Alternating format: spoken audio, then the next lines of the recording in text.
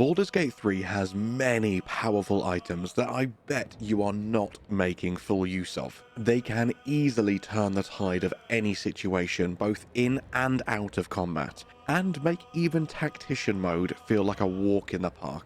So in this video, let's delve into the best potions and elixirs, where to get them, how to farm them, and how to best use them to give you a leg up in any situation. The first thing to note that all alchemy ingredients are split up into 6 categories: sublimate, salts, essences, ashes, vitriols, and suspensions. And in these 6 categories, there are specific ingredients that you always want to keep to one side to ensure you can craft the item specifically related to the ingredient. To give you one perfect example that I've used before, never use your hyena ears as the any ashes ingredient for other potions and elixirs, because these are needed for the potion of speed, one of the best potions in the game. Instead, ashes that you are very safe to use are things like balsam and dagger root. They are plentiful and their own respective potions are very subpar. So let me start by going through each of the 6 categories now and give you the 2 or 3 ingredients in each category that you want to make sure you're always saving for its own use and never using it in the any slot. So, as I say, let me quickly reel out the ingredients that you definitely want to keep hold of, along with a few ingredients you can absolutely feel free to burn through to use in the any category. And then once we've done this, we'll finally move into the really juicy stuff. So, in alphabetical order, exactly as it is in-game, for the sublimates, make sure you keep hold of the Bloodstained Hook, as this is needed for the Elixir of Vigilance, the Key-Rin Hair, as that's needed for the Potion of Supreme Healing, Pegasus Feathers for the Elixir of Heroism, and the Tongue of Madness for the Tadpole Elixir. My recommendations of the 2 that you can use in the any slot, because you will encounter them all over the place, is Wispweed and Poison Spores. However, of course, feel free to use any apart from the 4 that I've listed. For salts, there are actually 6 you want to make sure you're always keeping hold of, and this is the Chasm Creeper for the Elixir of the Colossus, the Cloud Giant and Hill Giant Fingernails respectively for their Strength Elixirs, Musk Creepers for the Superior Healing Potions, Tree Bark for the Elixir of Barkskin, and finally, if you are lucky enough to come across any Zorn Scales for the Remedial Potions. The last 4 categories will be nice and quick as there's only a couple. So for essences, always keep hold of your Beholder Eyes because you need these for the Elixir of Arcane Cultivation Supreme, your Crystalline Lens for the Elixir of Dark Vision, and your Plaintar Feather for the Potion of Angelic Slumber. Next up, as we move into ashes, the 3 you most want to keep hold of are Dragon Egg Mushrooms for the Elixir of Fire Resistance, Hyena Ears for the Potion of Speed, and Warg Fangs for the Elixir of Bloodlust. And as we move into the final 2, there is only 2 vitriol ingredients you really want to keep hold of, and this is Divine Miasma for the Elixir of Universal Resistance, and Oleander for the Elixir of Necrotic Resistance. And finally, there is actually only 1 suspension we really care about, and that is the solution of Night Orchid for the Elixir of Arcane Cultivation Superior. Watch through that section again and write them all down if you need. They're the ingredients you really care about that you never want to use in other potions other than their own. Now let me show you how to get them, how to unlock them, and most importantly, how to use them effectively to make this game an absolute cakewalk. From this point on, I'm going to split this video into Act 1, Act 2, and Act 3, and give you the primary locations you're on the lookout for. So we'll start off here at the Druid Grove speaking to AREN. This is the earliest vendor in the game that sells you a decent amount of ingredients and potions, because if you didn't know, all ingredients around the world will run out. When you pick a flower, that flower won't respawn. When you kill an enemy and loot their ear or whatever it may be, it won't respawn. So your only consistent method for keeping your supply of potions and elixirs topped up is to speak to merchants, buy everything they have to offer, then go and do a long rest and rinse and repeat. So see everything AREN has for sale, and early game I advise just getting your hands on any ingredient that you can, because you're going to want lots of additional ingredients that you can use in the any slot. Once you're done with AREN, we're going to head over to the Goblin Camp. Let's intimidate our way in past Sentinel Olak and head all the way through the camp skipping all the cutscenes and dialogue. A second guard blocks our way. Shut up, don't want to talk to you, go away. And finally, now that we're in here, make a left and speak to Roa Moonglow. This is probably going to be your best merchant in Act 1 when it comes to potions and ingredients. Right away, she doesn't really sell me anything decent here, so let's rest up and speak to her again. And this time, as you can see, she's at least got an elixir of vigilance, along with a few fire bombs, a few healing potions, and a few other minor potions. But trust me, she can sell some pretty decent potions and ingredients. So just keep resting up and replenishing, and between these two merchants, you'll be able to get a really good stock of early game potions and elixirs. We'll skip forward a couple of minutes after speaking to her a few times, and now I have plenty of ingredients to extract. From that, I've been able to craft an elixir of bloodlust, one of my favorite elixirs in the game. I could also craft the elixir of resistance fire here, and the reason I recommend doing so is it is the most used elemental damage type in the game by enemies. The other two, I believe, being necrotic and radiant. So fire resistance elixirs, until you can get the universal resistance, definitely going to be one of the best, because lots of enemies use various fire spells and attacks against you. And then if we take a look in the potions category, as you can see, I can make 7 potions of speed. Oh, and something I should have mentioned earlier whilst I'm crafting these. I called it out in my previous video that I really hope that they patch it so that you can specify the ingredient that you can use in the secondary slot. That has now been implemented into the game. So if you click on the slot where you are using any salts or any suspensions, etc., it will now let you pick and choose the specific one that you want to use. And now let me show you an absolutely insanely powerful combo, especially when you're not under-leveled like I am here. If you group your party together, you can throw your potion of speed on the floor, giving everyone double actions for 3 turns in a row. For just 1 potion. This is ridiculously powerful. Absolutely ridiculously powerful. Something I have messed up here. I have wasted one of Karlach's turns by using the Elixir of Bloodlust once I'd already gone into turn-based mode, so she would actually be able to move and attack even more than she is now. But as you can see, with the Potion of Speed, she is able to kill a goblin, waste one of her actions to be able to get to the guards, and still attack again, reducing another guard down to very low health. Now, if I'd have positioned myself correctly here and not wasted one of my actions by popping the elixir in turn-based mode, Karlach may well have been able to deal with this entire band before they even got to take a turn. And don't worry, I will show plenty more examples of this being used effectively throughout this video. This is just one small example of the powerful combinations you can do with potions and elixirs, even this early on in the game. And speak of the devil, just as I was talking about fire damage, we all get exploded. And if my main character had drunk the elixir of fire resistance, she may well have survived that attack. That's exactly what I mean about so many enemies using fire in this game. Now that all the enemies are dead, let's grab the key, let's steal all the loot, and let me show you one more elixir in action before we move on to the next part of the video. As you can see, I'm a bard. I don't have much strength, I don't have much carry capacity, and I just grabbed a lot of loot. So right on cue, after looting this guard, of course I have now become encumbered. So let's use the elixir of hill giant strength, and look at that, because my strength is so low, it has just effectively doubled my carry capacity. This also means that my character will succeed far more strength skill checks, and my weapons now hit for way more damage than they did before. All of this until long rest, just because I drank an elixir. This is the power of elixirs, my friends. Make sure you're using them. Let's roll on a few hours and show you the power of some of the mid-game elixirs. Here in the mid-game, at the Last Light Inn, there are no less than 3 merchants that you can buy from. The absolute best is Quartermaster Tali. She has loads of stuff. As we're scouring through, I've been able to snag myself a few greater healing potions and another very powerful elixir of hill giant strength.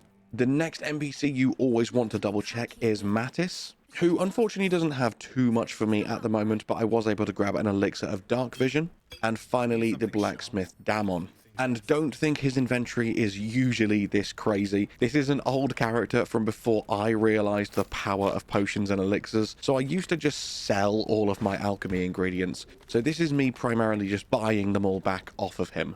but he surprisingly does still have a few ingredients and a few potions in stock, so he's another one you want to check when doing your rounds. And now if we extract all of these ingredients, let's have a look at some of the mid-game potions that we're working with.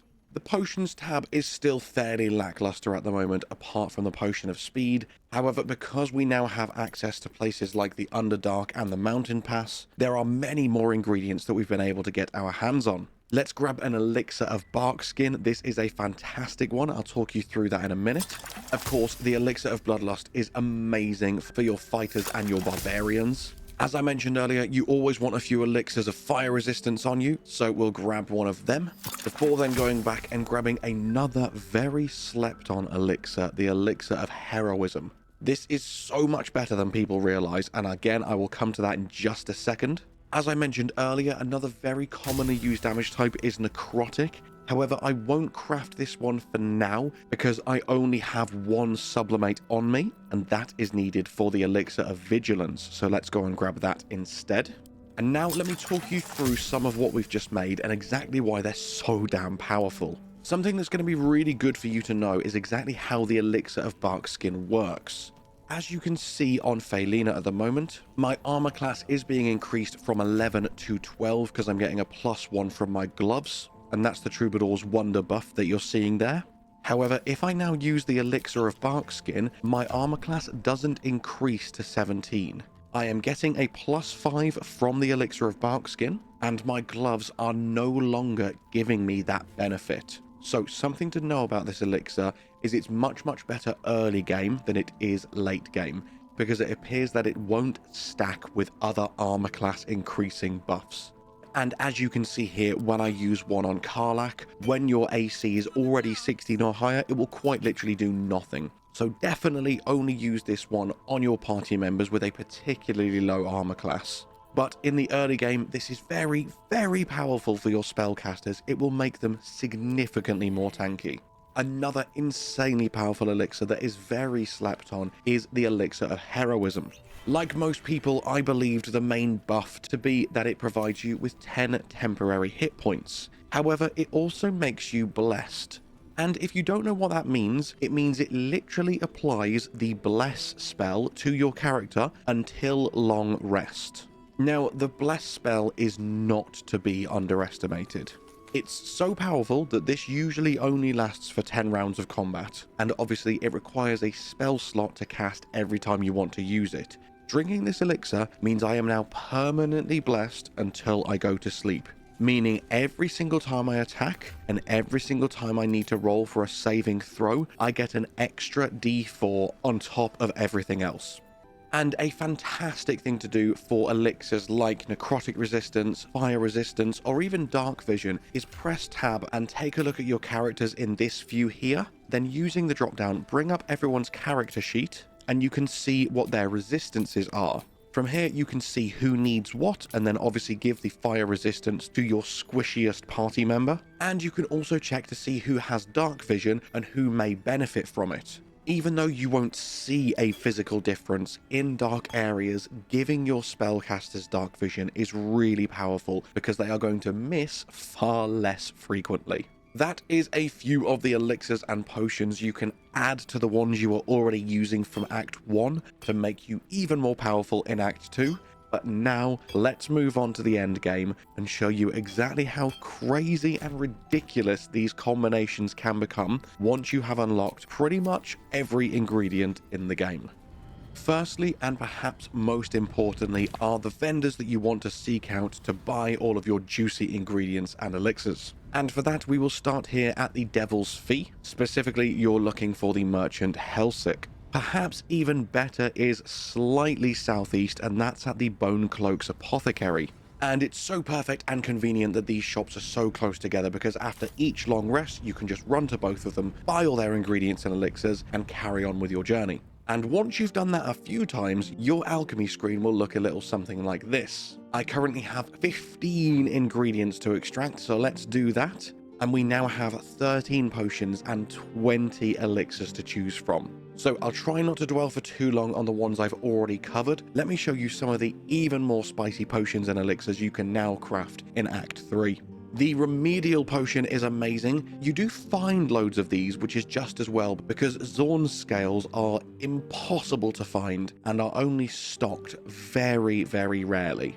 The remedial potions themselves are amazing, and it's worth making sure every single character has at least one, because they will cure blinded, silenced, paralyzed, and poisoned.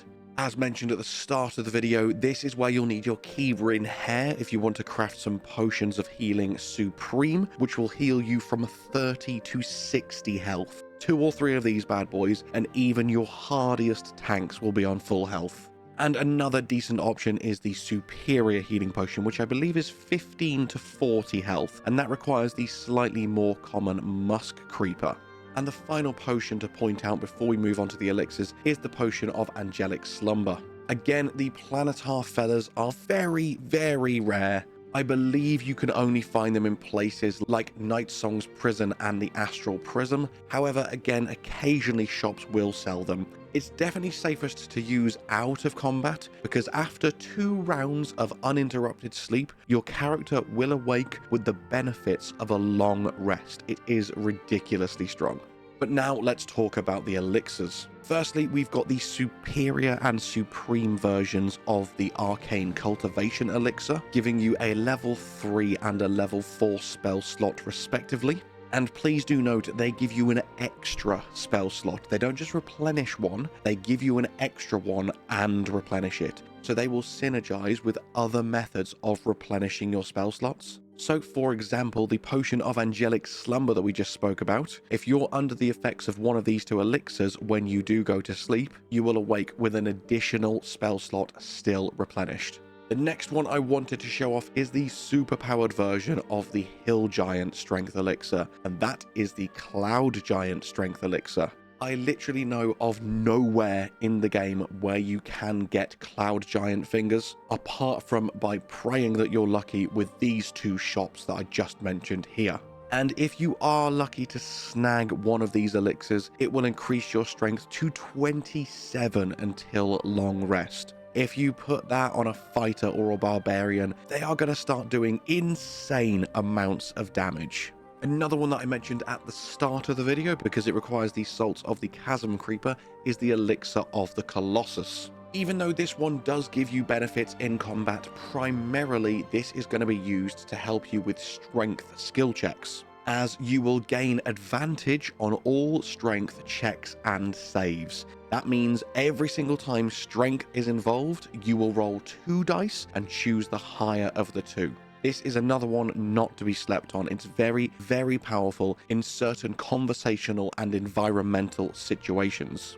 And now probably the most powerful elixir in the entire game, requiring the vitriol of divine miasma and any sublimate, is the Elixir of Resistance Universal. This means until long rest, you will take half damage from every single source in the game. If you put this on an already tanky character with high HP, some temporary hit points, and a high armor class, you are basically invincible. It's absolutely broken. So definitely make sure you are saving any divine miasma you happen upon throughout your playthrough. And of course, there's a few more juicy elixirs I mentioned earlier, so let me just craft a few of them. If I could just quickly thank you so much for being here and watching this video. If you're enjoying my Baldur's Gate 3 content, make sure you subscribe, like the video, leave a comment, whatever it is you want to do. It all helps the channel, and thank you so much for doing so. Now that all the crafting is done, let's take a look at our inventory and see what we're working with. As you can see, I actually have 3 elixirs of Cloud Giant Strength. Firstly, let me show you something that you can do with elixirs, but you shouldn't really. This won't work with all of them. Some of them will literally have no effect whatsoever. But just like with potions, you can throw elixirs on the floor and they will affect all 4 members of your party. However, as we know, elixirs are supposed to be a permanent buff. And by throwing this on the floor, it's giving us the same buff as a potion would, and this will expire in 10 turns. Don't get me wrong, having every single member of the party on 27 strength is ridiculously cool. I can only imagine how much damage we're all going to do now in combat. And just have a look at our equip loads. It is crazy seeing them stats and seeing 27 strength on every single character. But don't get me wrong, this is not what you want to do with elixirs. It's very inefficient. Something you can do if you are willing to sit there at merchants refreshing and refreshing and refreshing, you can really min-max your stats and make some absolutely disgusting builds. If you are confident that you're always going to have on hand an elixir of Cloud Giant strength and you're not planning on resting too often, you can get someone like Karlach. You can reassign the attributes and make her strength as low as possible so you can bump everything into Dex and Con. Now, drink the elixir of Cloud Giant strength and you've effectively got 20 plus in all 3 of her primary stats, and she is going to be an absolutely unstoppable machine. But obviously this does mean you can't use something like the elixir of Bloodlust, and also it means should you ever run out of them, she is going to be absolute garbage. And as I'm now looking through at all the potions and elixirs, I believe we have spoken about every single ingredient that you definitely want to keep hold of, every single one of the most powerful potions and elixirs in the game. We've got the 4 main damage types that you usually suffer here, being Psychic, Necrotic, Fire, and Radiant. Hopefully this has helped to give you a lot of insight into some ridiculously powerful combinations that you can pull off in this game. And a lot of items you maybe didn't even know about, or you knew about, but you didn't quite realize exactly how crazy powerful they can be. And before I move on to the last section, just to show you as an example, if I do try to throw the Supreme Elixir of Arcane Cultivation either on the floor or at a character, it won't do anything. So please do not risk throwing your elixirs. Even though the temptation is there to see if they will affect the whole party, don't risk it, because it is such a painful waste, especially mid-combat. And finally, let me talk you through in a bit more detail how a late game fight can look for you. So with the respective elixirs on everyone, we're going to throw a potion of speed on the floor to hit all of us and then immediately enter turn-based mode so that timer doesn't start ticking down. Now I shall cast Mind Blast to stun as many people as possible, though it barely hits any of them, but more importantly to trigger my Tadpole Elixir. And if you don't know what the Tadpole Elixir does, it means you will suffer disadvantage on Constitution, Wisdom, and Intelligence saving throws. However, the bonus of this is every time you use a Tadpole power, for the next 3 rounds, every single one of your attacks will gain advantage. So this really does turn you into a glass cannon. This is a very risky, high risk, high reward elixir, but in the right hands, it is devastatingly powerful. And as soon as we've done that, as you have just witnessed here, Karlach has been able to solo 2 people before the round has even really started. It would have even been 3, and her rampage may have continued had I not caught myself out of position and had to use dash to be able to get to the next enemy. And from this point, this whole fight is just a spectacle of very long turns and endless amounts of spells. Despite the fact we're being silenced and slept and pushed around, this fight could have gone very, very bad.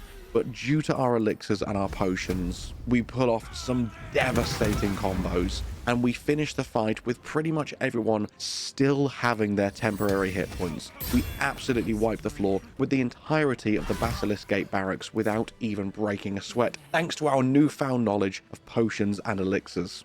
And with that, my friends, all that's left for me to say is thank you so much for watching. I hope you have an amazing day, and I'll see you in the next one. Bye-bye.